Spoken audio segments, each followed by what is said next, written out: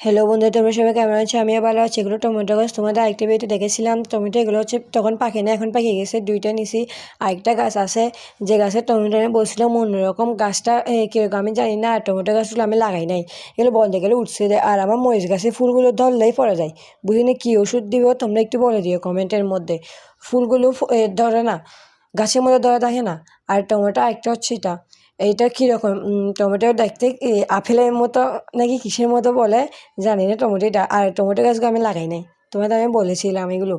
আর আমার কতগুলো মরিচ গাছ আছে, যেগুলো হচ্ছে এই মরিচগুলো হচ্ছে লম্বা লম্বা। আমি এই দেখেন, এগুলো হচ্ছে এই বারোটা ফুল গাছ। এগুলো হচ্ছে লাগাই না, আমি গত বছর লাগাইছিলাম। তাও অনেক কষ্ট করে নিয়ে নিয়ে লাগাইছি। পৌরসভা বলেছে, পৌরসভা থেকে এনে লাগাইছি আমি। আর এই মরিচ এগুলো এগুলো হচ্ছে লম্বা লম্বা মরিচ। এগুলো কীরকম মরিচ জানি না। আর বলতে গেলে আমি কোনো মরিচ গাছই নিচ থেকে লাগাই নাই, শুধু লাগাইছি দান্ন মরিচ এগুলো। আর এগুলো সবগুলো আমাদের দোকান আছে, দোকান থেকে ছোটো ছোটো মরিচ আছে দেখে ওই থেকে নিয়ে লাগাই দিই। বাই বন্ধুরা, প্লিজ।